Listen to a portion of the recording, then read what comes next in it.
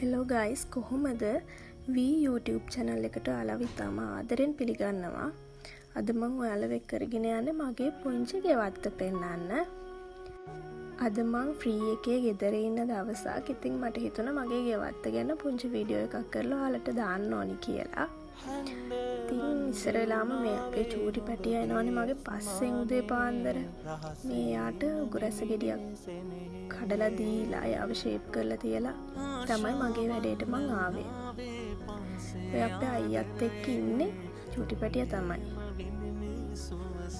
ඉස්සර වෙලාම තියෙන්නේ මේ මොනවාද පැකට් වල හිටවපු බීජ වගේක්. මේකේ මං දාලා තියෙන්නේ මේ මල්ගෝවා බීජයි බණ්ඩක්ක බීජයි. මේකේ මේ මල්ගෝවා නම් දැම්මේ අද ඊයේ වගේ. ඒක නිසා තාම මේකේ පැල හැදිලා නැහැ. බණ්ඩක්ක නම් දාලා ටික දවසක් වෙනවා. ඒක නිසා මේ චූටියට පැල හැදිලා තියෙන්නේ. මේකේ මේ අතරින් පතර අපේ අම්මා මේ මිරිස් පැල වගේ හිටවල ඒ ටිකත් හැදෙනවා. ඉතින් ඒක නිසා මං සද්ද නැතුව ඉඳියා. මේ හැමදාම උදේට හරි අප්සෙට් හරි මම ඉතින් මේවට චුට්ටක් සාත්තු කරන්න එනවා. මේ උගුරැස ගහේ කොළ වැටිලා තියෙන එක නිසා ඒව හිඳලා දාන්න ඕනේ.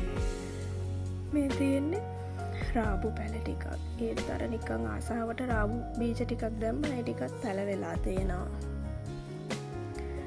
ඊමැසි පෙට්ටියකුත් තියෙනවා. ඒක නම් අපේ අයියාගේ. මේ ගෙවත්ත කිව්වට ඉතින් මේක ටිකක් දුරින් තියෙන්නේ. මේ තියෙන්නේ මෑකරල් බීජ ටිකක් දාලා. මේක දැන් දාලා ටික දවසක් වෙනවා. අර මේ ඒක චුට්ටක් අර පණුව විදලා වගේ තියෙන කොළවල. මේක දැන් අද නම්මට වෙලාවක් නැහැ. මම දැන් මේක හෙට අනිද්දාට මේ මොනවා හරි කාබනික පොහොරක් හදලා දාන්න ඕනේ. නැත්තම් අර කොළ ටිකින් සවුත් වෙලා තියෙන නිසා. ඊට පස්සේ උඩට ගියහම තියෙනවා මගේ මුකුළු ඇන්න පාත්තිය. මේකේ මේ කොළ නැහැ. අර සාරවත් නෑ වගේ පේන්නේ. උනාට මේකේ මම කොළ දැන් දවස් 2-3කට කලින් කැඩුවා. මේ අපි 3-4 දෙනෙකුට ඇතු වෙන මම කොළ කඩා ගත්තා. ඉතින් මේක නේද සුදු පාට දෙකක් දැන් වල පේන්න තියෙනවා. මම මේකට ගොමු පොහොර කියන ගොමු දිය කරලා මේ පොහොර විදියට අර වක් කරා. ඒක නිසා තමයි මේ සුදු පාට වෙලා තියෙන්නේ. දැන් වල වේලිලා ඒ ටික. ඊට පස්සේ තව තියෙනවා යනකොට මෙහෙම අමු මිරිස් පැල ටිකක්. මේ ටික මේ අර පෝච්චි වල පැකට් වල හිටවන්නත් මනිකම් බීම හිටෙව්ව හැදේවිද කියලා බලන්න.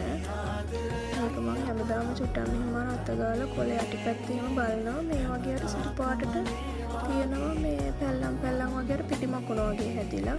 ඒක නිසා මේ ගහේ තියෙනවා ඒක අර චුට්ටක් තියෙනවා. ඒක මේ පීතල දැම්මම හරියාවි කියලා හිතනවා. තාම ලොකුවට නැති නිසා. ඊට පස්සේ අපි ටික උඩට යනකොට ආයේ තියෙන්නේ අමු මිරිස් පැල ටිකක්ම තමයි. මේ තියෙන්නේ ඒ ටික. ඒකෙත් චුට්ටක් තියෙනවා අර සුදු පාටට හැදිලා පැල්ලමක්. එක පැලයක් මේ පැලේ චූටි වෙලා. ඒක මට හිතෙන්නේ පොහොර මදි වෙලාද කොහෙද.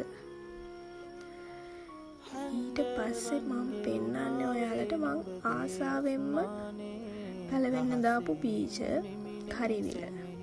කන්න නම් එච්චර ආස නැහැ. උනාට මාර ආසාවෙන් තමයි මේ කරිවිල බීජ දැම්මේ පැලවෙන්න.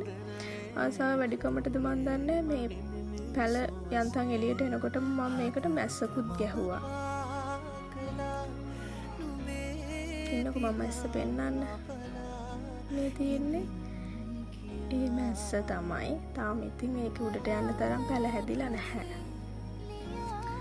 ඊට පස්සේ චුට්ටක් එහාට වෙන්න මම දාලා තියෙනවා පුංචි රාබු පාත්තියක්. මේකට මේ තව බීජ ටිකක් දාන්න ඕනි කියලා හිතලා පොහොර පස් ටිකක් හැම කලින් ගෙනල්ලා තිබ්බා. මේ තියෙන්නේ මගේ රාබු පාත්තිය. රාබුවට වන්න ආසයි. මේ ගොඩක් අය කියනවනේ රාබු වල අල බහින්න නැහැ කොළ විතරයි කන්න වෙන්නේ කියලා. ඒක ඒක නිසා මට නිකන් හිතුණා හිටවල බලන්න ඕනි කියලා. ඇත්තටම අල ගන්න නම් වතුර එහෙම ටිකක් වැඩිපුර දාන්න ඕනේ. මට ඉතින් ඒක වෙන්නෙම නෑනේ. මං උදේට වතුර දැම්මොත් ඒ දවසේ හවසට දැම්මෙන්නේ නැහැ. හවසට දැම්මොත් උදේට දැම්මෙන්නේ නැහැ. ඉතින් ගොඩක් දුරට. හැබැයි මේ තරමට හරි අල තියෙන එක ගැන මට හරි සතුටුයි. මේ වැඩි සාත්තුවක් නැතුව මෙහෙම හැදිලා තියෙන නිසා. ඔයාලටත් ඉතින් පුළුවන් ගෙදර නිවාඩු පාඩුවේ ඉන්න දවසකට මේ වගේ දෙයක් try කරලා බලන්න. ආස හිතෙනවා. අනිත් එක ඉතින් ගෙදර හදපු එළවලුවක් කන්න තියෙනවා නම් ඉතින් ඒක ඇඟටත් හොඳයිනේ. හිතටත් හොඳයි, ඇඟටත් හොඳයි. ඒක නිසා ඉතින් ඔයාලා try කරලා බලන්න. මේ තියෙන්නේ ඉතින් ගිරාබු පාත්තියෙන් ගත්ත ලොකු රාබු අස්සන්න තමයි. මට හරි සතුටුයි මේ ටික දකිනකොට. මං මේ වගේ වැඩක් මමත් කරාමයි නේ. කියන්නේ පටන් ගත්ත උනාට වැඩක් ඉවර වෙනකම් කරලා නැහැ. ඉතින් ඒක නිසා මට සතුටුයි මේ ටික දකිනකොට.